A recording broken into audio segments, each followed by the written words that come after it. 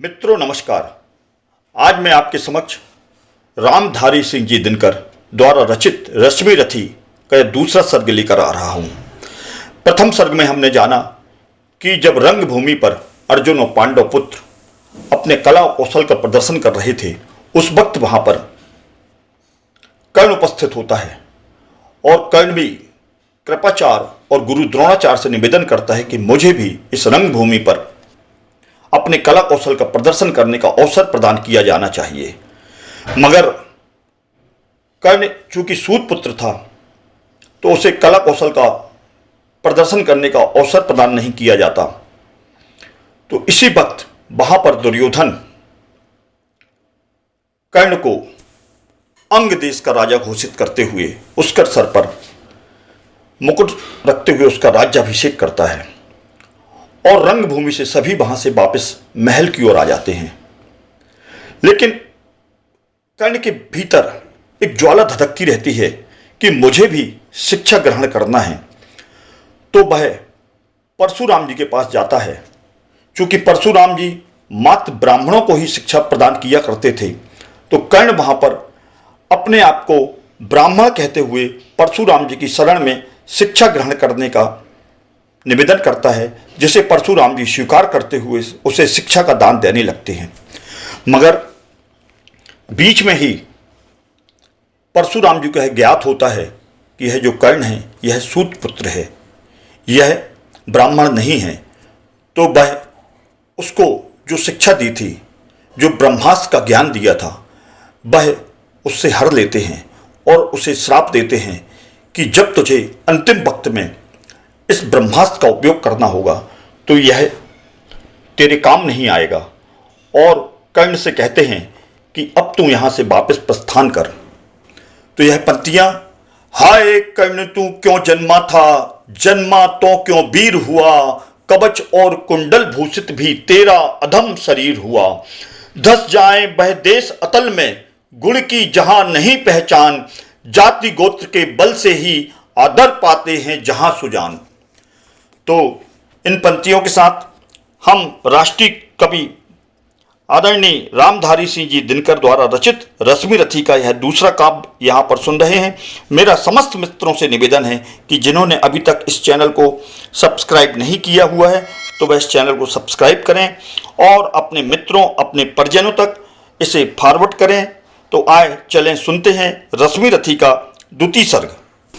शीतल बिरल एक कानन शोभित आदित्य का के ऊपर, कहीं उस प्रस्थवर्ण चमकते झरते, कहीं शुभ्र निर्झरे, जहां भूमि समतल सुंदर है नहीं दिखते हैं पाहन, हरियाली के बीच खड़ा है विस्तृत एक उटज पावन, आस पास कुछ कटे हुए पीले धन खेत सुहाते हैं, सशक मूस गिलहरी कबूतर घूम घूम कण खाते हैं, कुछ तंद्रिल अलसित बैठे हैं, कुछ करते शिशु काले हन, कुछ खाते साकल्य दिखते बड़े तुष्टि सारे गौधन, हवन अग्नि बुझ चुकी गंध से वायु अभी परमाती है, भीनी भीनी महक प्राण में मादकता पहुंचाती है, धूप धूम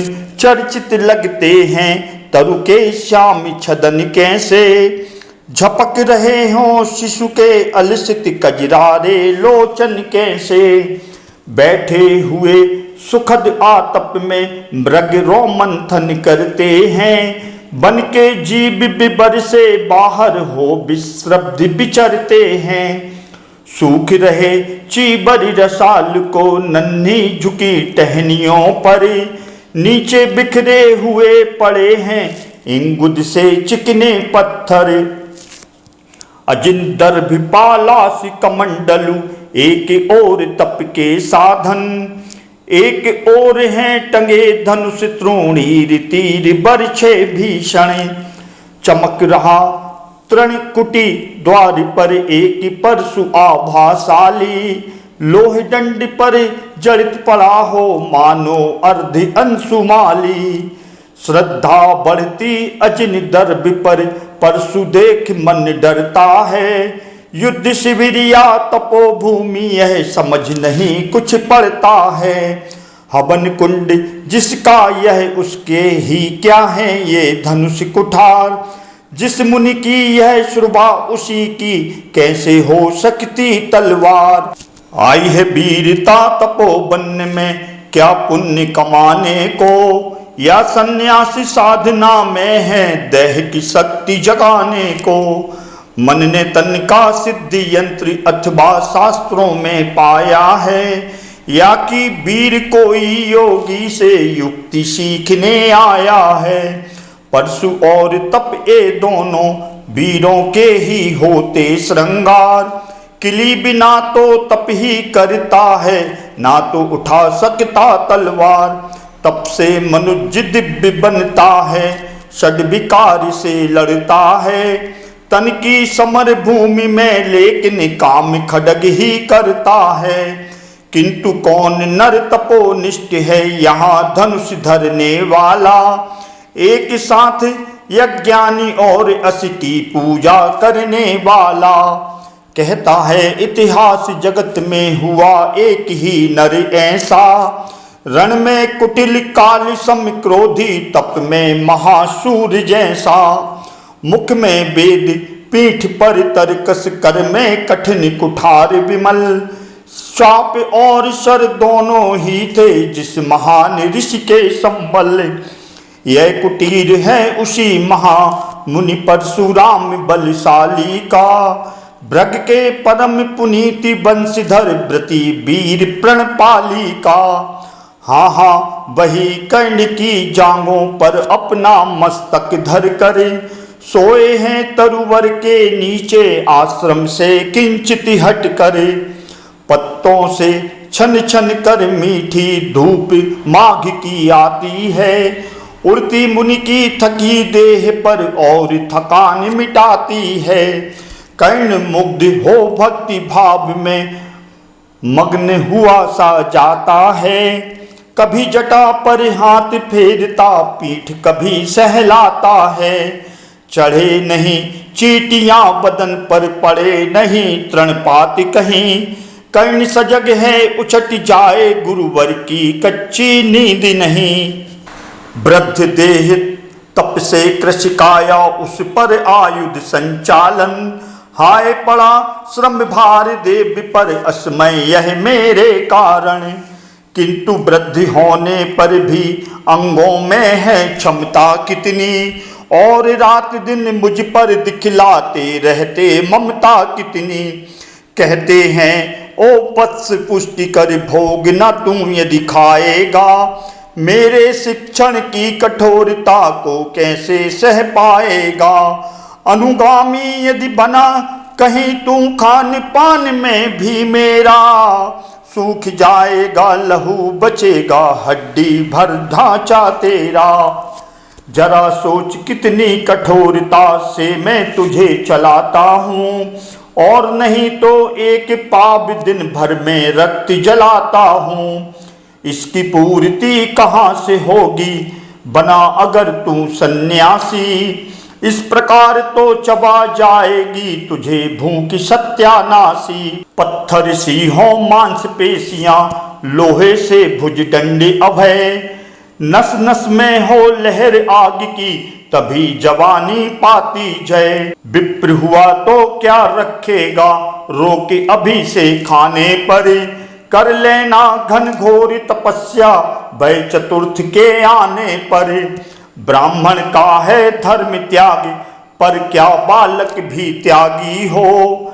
जन्म साथ सुलोच व्रती के ही क्या वे अनुरागी हों। क्या विचित्र रचना समाज की गिरा ज्ञान ब्राह्मण घर में। मोती बरसा वैश्य वैष्णव में पड़ा खड्ग क्षत्रिय कर में। खड्ग बड़ा उद्धत होता है उद्धत होते हैं राजे। इसीलिए तो सदा बजाते रहते वे रण के बाजे। और करे ज्ञानी ब्राह्मण क्या असी विहीन मन डरता है। राजा देता मान भूप का वह भी आदर करता है। सुनता कौन यहाँ ब्राह्मण की, करते सब अपने मन की। डुबो रही सोनित में भूको भूपों की लिपसारण की। और रण भी किस लिए नहीं, जग से दुख दैन्य भगाने को। पर शोषक पथ भ्रांति मनुज को नहीं, धर्म पर लाने को। रण केवल इसलिए कि राजे और सुखी हों मानी हों, और प्रजाएं मिले उन्हें वे और अधिक अभिमानी हों।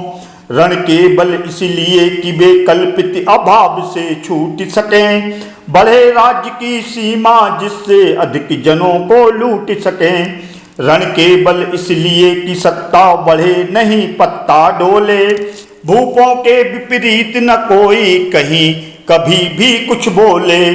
ज्यों ज्यों मिलती विजय अहम नरपति का बढ़ता जाता है, और जोर से वह समाज के सिर पर चढ़ता जाता है। अब तो है यह दशा की जो कुछ है वह राजा का बल है। ब्राह्मण खड़ा सामने केवल लिए शंख गंगा जल है। कहाँ तेज ब्राह्मण में अविवेकी राजा को रोक सके। धरे कुपुत पर जभी पाप बह तक्षण उसको टोक सके। और कहे भी तो ब्राह्मण की बात कौन सुन पाता है। यहाँ रोज राजा ब्राह्मण को अपमानित करवाता है। चलती नहीं यहाँ पंडित की, चलती नहीं तपस्वी की। जय पुकारती प्रजा रात दिन, राजा जय यशस्वी की।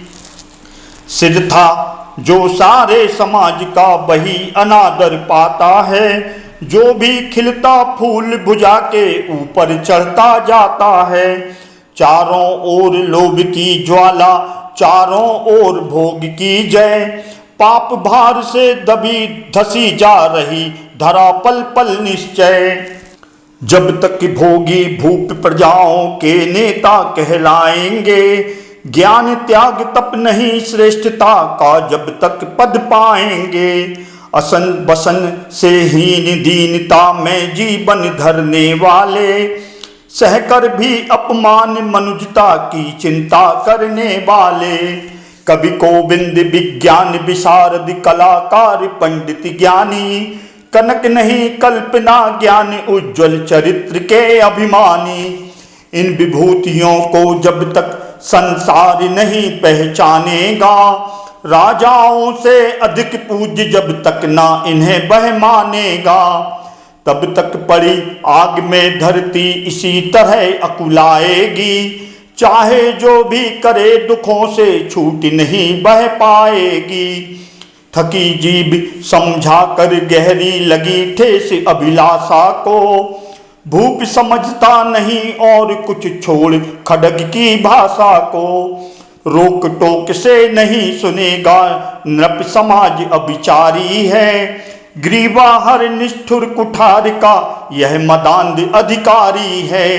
इसीलिए तो मैं कहता हूँ अरे ज्ञानियों खड्ग धरो, हर न सका जिसको कोई भी भूखा वह तुम त्रासी हरो। नित्य कहा करते हैं गुरुवर खड्ग महाभयकारी है, इसे उठाने का जग में हर एक नहीं अधिकारी है। वही उठा सकता है इसको जो कठोर हो कोमल भी, जिसमें हो धीरता वीरता और तपस्या का बल भी। वीर वही है जो कि शत्रु पर जब भी खड्ग उठाता है, मानवता के महागुणों की सत्ता भूल न जाता है।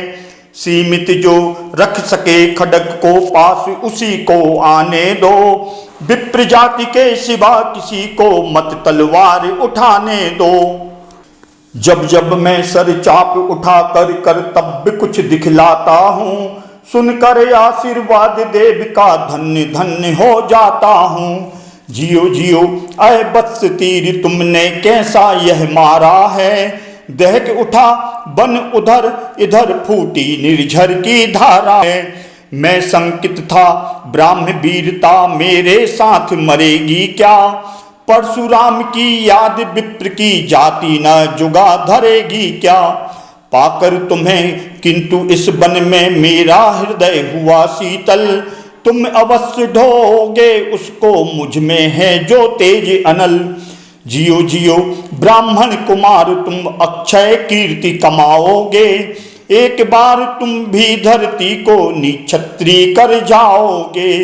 निश्चय तुम ब्राह्मण कुमार हो कवच और कुंडलधारी, तप कर सकते और पिता माता किसके इतने भारी।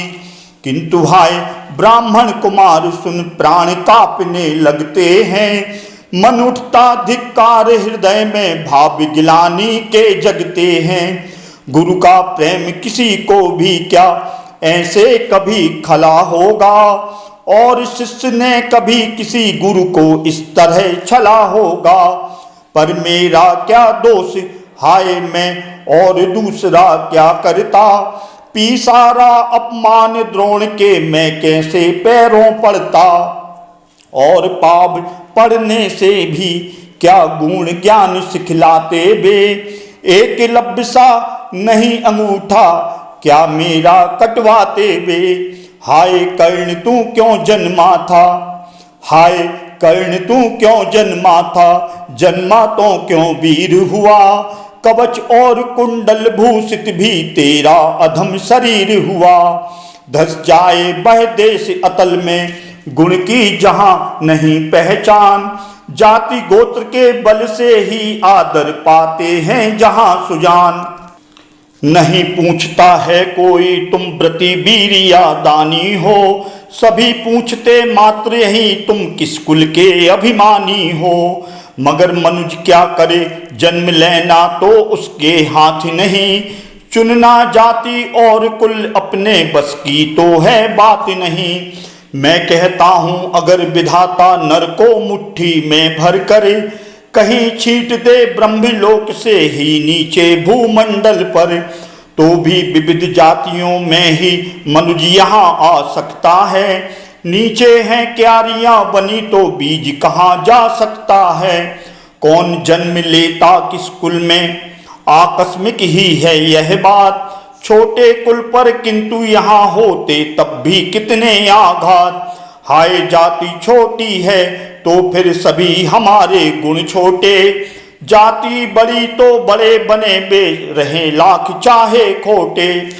गुरु को लिए कर्ण चिंतन में था जब मग्न अचल बैठा, तभी एक बिस्कीट कहीं से आसन के नीचे बैठा।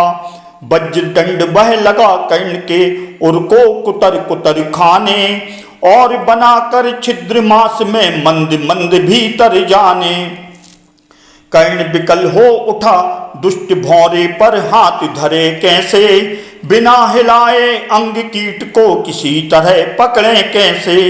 पर भीतर उस धसे कीट तक हाथ नहीं जा सकता था, बिना उठाए पाप शत्रु को कर्ण नहीं पा सकता था। किंतु पाप के हिलते ही गुरुवर की नींद उचट जाती, सहम गई यह सोच कर्ण की भक्तिपूर्ण विबल छाती। सोचा उसने अतः कीटी यह पिए रक्त पीने दूंगा, गुरु की कच्ची नींद तोड़ने का पर पाप नहीं लूंगा। बैठा रहा अचल आसन से कर्ण बहुत मन को मारे, आह निकाले बिना सिलासी सहनशीलता को धारे। किंतु लहू की गर्म धार जो सहसा आन लगी तन में, परशुराम जग पड़े रक्त को देखे हुए विस्मित मन में। कर्ण झपट कर उठा इंगितों में गुरु से आज्ञा लेकर, बाहर किया कीट को उसने छत में से उंगली देकर। परशुराम बोले शिव शिव तूने यह की मूर्खता बड़ी, सहता रहा अचल जाने कब से ऐसी वेदना कड़ी। तनिक लजा कर कहा कर्ण ने नहीं अधिक पीड़ा मुझको, महाराज क्या कर सकता है यह छोटा कीड़ा मुझको। मैंने सोचा हिला डुला तो वृथा आप जग जाएंगे, क्षण भर को विश्राम मिला तो नाहक उसे गवाएंगे। निश्चल बैठा रहा सोच यह कीट स्वयं उड़ जाएगा, छोटा सा यह जीव मुझे कितनी पीड़ा पहुंचाएगा।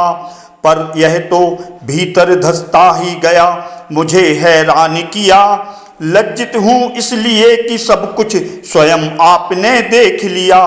परशुराम गंभीर हो गए, सोच न जाने क्या मन में। फिर सहसा क्रोधाग्नि भयानक भभक उठी उनके तन में। दांत पीस कर आंखें तरेर कर बोले, कौन छली है तू? ब्राह्मण है या और किसी अभिजन का पुत्र बलि है तू? सहनशीलता को अपना कर ब्राह्मण कभी न जीता है। किसी लक्ष्य के लिए नहीं अपमान हलाहल पीता है। सह सकता जो कठिन वेदना, पी सकता अपमान वही।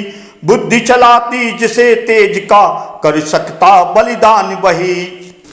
तेज पुंज ब्राह्मण तिल तिल कर जले नहीं यह हो सकता। किसी दशा में भी स्वभाव अपना वह कैसे खो सकता। कसक भोगता हुआ विप्र निश्चल कैसे रह सकता है।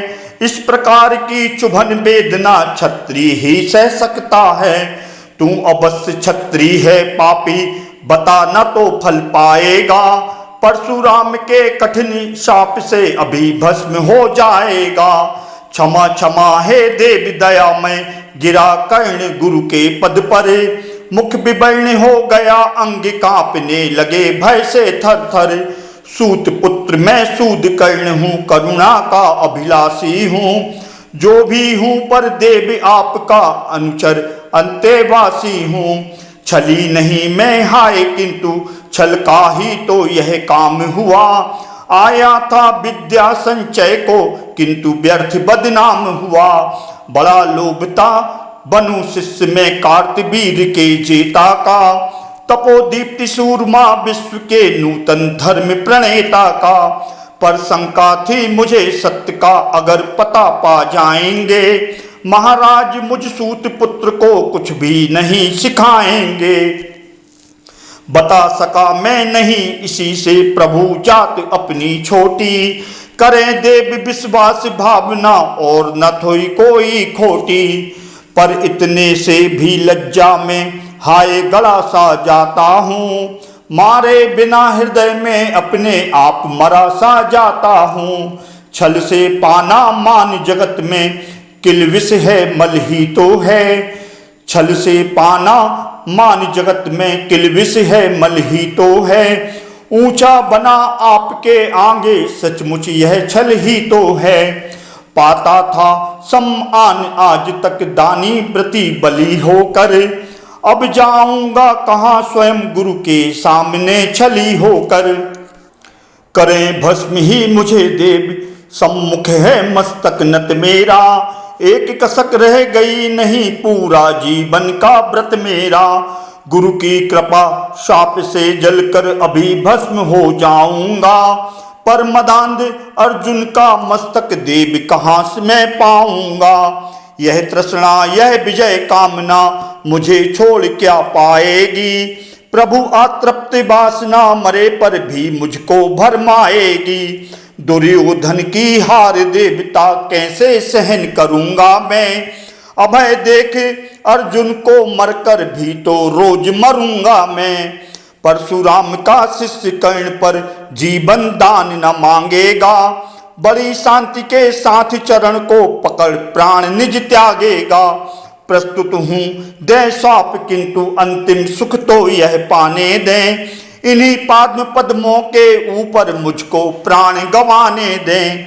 लिपट गया गुरु के चरणों से बिकल कर्ण इतना कहकर। दो कणिकाएं गिरी अश्रु की गुरु की आंखों से बहकर। बोले हाय कर्ण तू ही प्रतिभट अर्जुन का नामी है। निश्चल सखा धृतराष्ट्रों का विश्व विजय का कामी है। अब समझा किस लिए रात दिन तू वैसा श्रम करता था। मेरे शब्द शब्द को मन में क्यों सी पीसा धरता था। देखे अगणित शिष्य द्रोण को भी कर्तव्य कुछ सिखलाया। पर तुझसा जिज्ञासु आज तक कभी नहीं मैंने पाया। तूने जीत लिया था मुझको निज पवित्रता के बल से। क्या था पता लूटने आया है कोई मुझको छल से। किसी और पर नहीं किया वैसा स्नेह में करता था। सोने पर भी धनुर्वेद का ज्ञान कान में भरता था। नहीं किया कापर्ण दिया जो कुछ था मेरे पास रतन, तुझ में निज को सौंप शांत हो अभी अभी प्रमुदित था मन। पापी बोल अभी भी मुख से तू ना सुत रथ चालक है, परशुराम का शिष्य विक्रमी विप्र वंश का बालक है। सूत वंश में मिला सूर सा कैसे तेज प्रबल तुझको, किसने लाकर दिए कहां से कवच और कुंडल तुझको। सुत सा रखा जिसे उसको कैसे कुठार हो मारूं मैं, जलते हुए क्रोध की ज्वाला लेकिन कहां उतारूं मैं। पद पर बोला कर्ण दिया था जिसको आंखों का पानी, करना होगा ग्रहण उसी को अनल आज है गुरु ज्ञानी। बरसाइए अनल आंखों से सिर पर उसे संभालूंगा, दंड भोग जल कर मुनि सत्तम छल का पाप छुड़ा लूंगा। परशुराम ने कहा कर्ण तू भेद नहीं मुझको ऐसे, तुझे पता क्या सता रहा है मुझको असमंजस कैसे। पर तूने छल किया दंड उसका अवश्य ही पाएगा, परशुराम का क्रोध भयानक निष्फल कभी न जाएगा। माना लिया था पुत्र इसी से प्राण दान तो देता हूँ, माना लिया था पुत्र इसी से प्राण दान तो देता हूँ, पर अपनी विद्या का अंतिम चरम तेज हर लेता हूँ। सिखलाया ब्रह्मास्त्र तुझे जो काम नहीं वह आएगा, है यह मेरा श्वाप समय पर उसे भूल तू जाएगा। कर्ण विकल हो खड़ा हुआ कहा हाय किया यह क्या गुरुवर, दिया श्वाप अत्यंत निदारुण लिया नहीं जीवन क्यों हर। वर्षों की साधना साथ ही प्राण नहीं क्यों लेते हैं, अब किस मुख सुख के लिए मुझे धरती पर जीने देते हैं। परशुराम ने कहा कर्ण यह साप अटल है सहन करो, जो कुछ मैंने कहा उसे सिर पर ले सादर बहन करो। इस महेंद्रगिरी पर तुमने कुछ थोड़ा नहीं कमाया है, मेरा संचित निखिल ज्ञान तूने मुझसे ही पाया है। रहा नहीं ब्रह्मास्त्र एक इससे क्या आता जाता है, एक शस्त्र बल से ना वीर कोई सब दिन कहलाता है। नई कला नूतन रचनाएं नई सूझ नूतन साधन, नए भाव नूतन उमंग से वीर बने रहते नूतन। तुम तो स्वयं दीप्ति पौरुष हो कवच और कुंडलधारी, इनके रहते तुम्हें जीत पाएगा कौन सुभट भारी। अच्छा लो बर भी कि विश्व में तुम महान कहलाओगे, अच्छा लो बर भी कि विश्व में तुम महान कहलाओगे। भारत का इतिहास कीर्ति से और धवल कर जाओगे। अब जाओ लो विदा बस कुछ कड़ा करो अपने मन को, रहने देते नहीं यहाँ पर हम अभिशप्त किसी जन को। हाय छीनना पड़ा मुझी को दिया हुआ अपना ही धन, सोच सोच यह बहुत बिरकल हो रहा नहीं जाने क्यों मन।